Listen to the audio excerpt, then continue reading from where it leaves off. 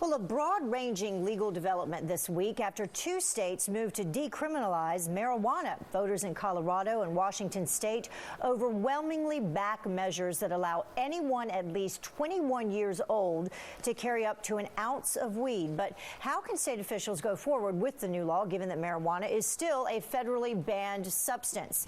Here to discuss is the author of the book, Thank the Liberals for Saving America, and host of the Alan Colmes Show, Alan Colmes. Also with us, Tammy Bruce, Fox News contributor and radio talk show host. Thank you both for joining us today. Hi, Heather. Hello. Hi there. Tammy, I'm going to start with you. What do you think? How are states going to move forward with this? Well, I have to tell you, politicians generally are always saying that there's certainly from Rome that people just wanted bread and circuses. Now it's bread, circuses, and pot. And considering the results of last Tuesday, people maybe were already voting under the influence of something. But what's interesting when it comes to what Colorado and Washington have done, California, we did that a number of years ago with marijuana dispensaries. And in our ballot on November 6th, many cities in the north and the south reversed that because of crime rates surrounding these dispensaries. This is a serious issue. It not only conflicts with federal law, it conflicts with what parents tell their children. And for those of us who've had marijuana and actually inhaled in our teens and our early 20s, I don't know how a nation full of potheads is going to help the direction of this country. Alan, I know that you agree with this. You think it's a good thing, but I want to expand on what Tammy just talked about, and we actually have some of those numbers, some of the developments following California's legalization of marijuana. Apparently more than a 50% increase, a spike in burglaries happened in that state, a 57% increase in aggravated assault, 131% jump in robberies from cars, also tripling the number of robberies around the marijuana clubs. So, Alan, what do you say to that? Well, do we know that all those crimes are attributable to marijuana? Is that the kind of behavior somebody who's on marijuana? And one of the other things is that one of the things you do when you legalize drugs, and not just marijuana, I'd like to see the day when all drugs are legal, you put the cartels out of business. You put a much bigger crime element out of business. Furthermore, I guess who said the amount of money and legal energy we spend on this is an outrage and an imposition on our civil liberties. But that was William F. Buckley, Jr. Furthermore, the Cato Institute, which has done a study on this, a libertarian think tank, which shows that we spend so much money going after small offenders, and that we could save $8.7 billion a year. On a cost-benefit analysis, for example, it's ridiculous to spend our energy and money going after offenders who have an ounce or two of marijuana. It makes no sense. Tammy, what about that, the cost analysis and also putting the drug cartels out of business?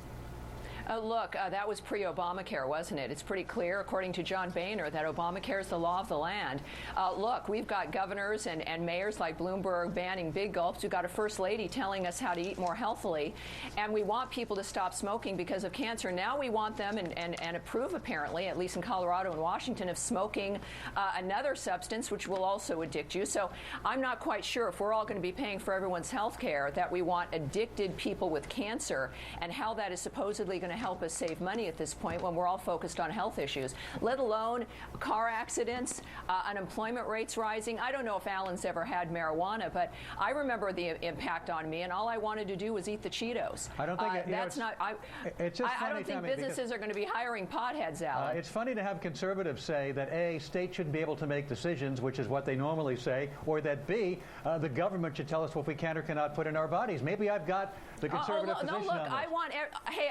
I want states to make their own decisions, but when we conservatives are trying to get rid of Obamacare, if the nation wants Obamacare for everybody to be paying for everybody's health insurance, it does become pretty difficult, doesn't it? Tammy, Maybe that's what liberals have wanted. It's not what I want. This is not about Obamacare, which is based on Romney Care. Yes, it is. As it is now, Tammy, we are paying for everybody, the free riders who don't have health insurance. What Obamacare does, it gets rid of the free riders, and it is the opposite of socialism.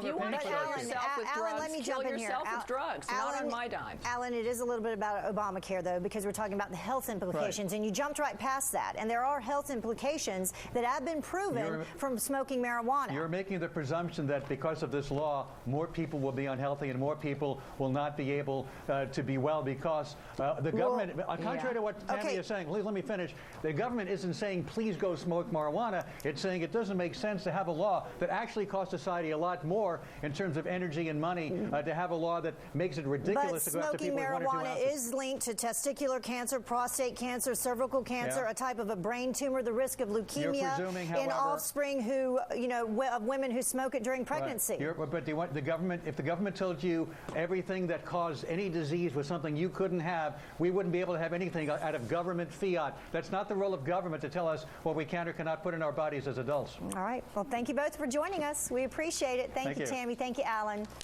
Thank you.